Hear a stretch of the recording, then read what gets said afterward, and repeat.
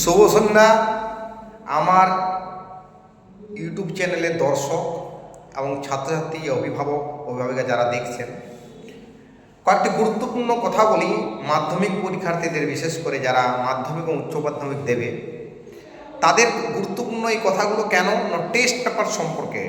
Test paper কিভাবে আমরা একটি ছাত্র কিভাবে টেস্ট পেপারটা কষবে, আর এই ছাত্ররা টেস্ট পেপার থেকে কীভাবে উপকৃত হবে।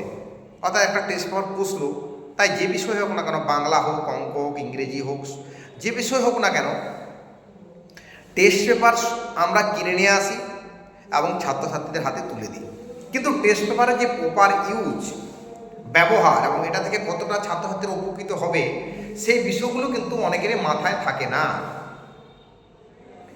তাই আমি জ্ঞান দেওয়া নয়, আমার অভিজ্ঞতা থেকে আমি ভালো ভালো ছাত্রছাত্রীর কাছ থেকে শুনে, যারা ভালো রেজাল্ট করে সেই সব ছাত্রছাত্রীদের কাছ থেকে কথাগুলো শুনে এবং তাদের কাছে উপদেশ বললেই চলে, এটা উপদেশ দেওয়ার মতো নেই, তাদের কাছে কিছু কথা শুনে নিয়ে আমি এই ভিডিওটা বানাতে চলেছি, যাতে আরও আমার ছাত্রছাত্রী ছাড়াও আমার চ্যানেলের দর্শক যারা তারা উপকৃত হয়।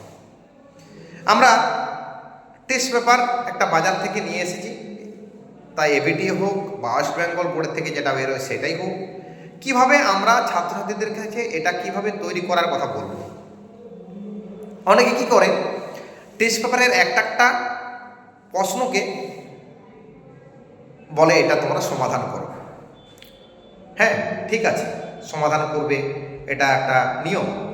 কিন্তু প্রথমে টেস্ট পেপারটা কষার আগে আমি বলবো ছাত্রছাত্রীদের, ধরুন বাংলা বা ইংরেজি, তো এই বিষয়ে প্রথম ছাত্রছাত্রীকে দেখে নিতে হবে যে কোন প্রশ্নগুলো বারবার প্রশ্নের মধ্যে রিপিট হচ্ছে, বারবার একটা প্রশ্ন আর একটা প্রশ্নের সঙ্গে রিপিট হচ্ছে, সেটা কিন্তু মাথায় রাখতে হবে যে এই প্রশ্নটা এই টেস্ট পেপারের পরের পাতায় যে টেস্ট পেপারটা করতে চলেছি, যে পেপারটা প্রশ্নটি, সেই প্রশ্নের রিপিটিং রয়েছে, সেগুলোকে আগে দাগ দাও।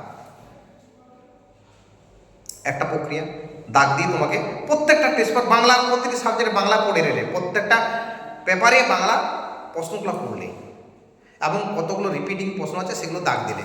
এরপর কি করতে হবে, শর্ট প্রশ্নগুলো যেগুলো প্রথম অবজেক্টিভ টাইপ অর্থাৎ শর্ট প্রশ্ন যেগুলো রয়েছে, সংক্ষিপ্ত প্রশ্ন, সেইগুলো উত্তর প্রতিটি পেপারে করে ফেলো। দেখবে 5টা পেপার করার পরে অনেকগুলো রিপিটিং থাকছে, সেগুলো সমাধান কিন্তু হয়ে যাচ্ছে।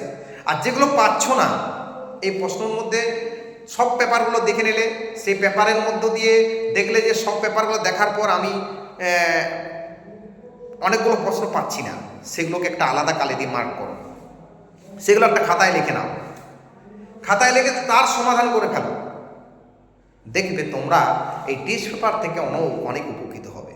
আর একটা মাথায় রাখবে, আমি প্রত্যেক অভিভাবক এবং অভিভাবিকাদের বলছি, যারা উচ্চ মাধ্যমিক দিতে চলেছে তাদের জন্য এই গুরুত্বপূর্ণ কথাগুলো।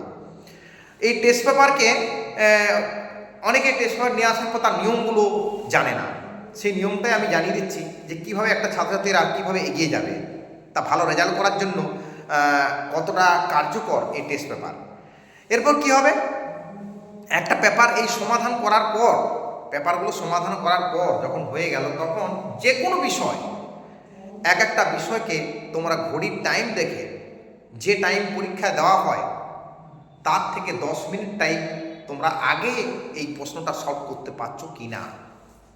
দেখা গেল বাংলা আমি প্রশ্ন পরীক্ষা দিচ্ছি, 3 ঘন্টা সময় আমার রয়েছে বাংলা পরীক্ষা দেওয়ার জন্য। এই 3 ঘন্টা থেকে আমাকে 10 মিনিট বাঁচাতে হবে, যে আমি 10 মিনিট আমি বাঁচিয়ে রেখে সমস্ত পেপারের সমস্ত উত্তর, রচনা, সংলাপ যেসব থাকে, এবং লাস্টে যেগুলো থাকে তাই বললাম, সমস্তটা আমি সুন্দরভাবে তার অ্যান্সারগুলো করতে পারছি কিনা, এবং তারপর আমার 10 মিনিট বাঁচছে কিনা। এইভাবে যদি তোমরা প্র্যাকটিস করো, অভ্যাস করলে প্রতিটি পেপার যদি তোমরা এইভাবে অভ্যাস করো, প্রতিটি বিষয়ের কথা বলছি, তাহলে তোমরা মাধ্যমিক ও উচ্চ মাধ্যমিক খুব ভালো ফলাফল করতে পারবে। আজকের এই বিষয়ই ছিল গুরুত্বপূর্ণ বিষয়গুলো তোমাদের কাছে জানিয়ে দিলাম। আশা করি তোমরা ভিডিওটা দেখবে এবং প্রত্যেকে উপকৃত হবে।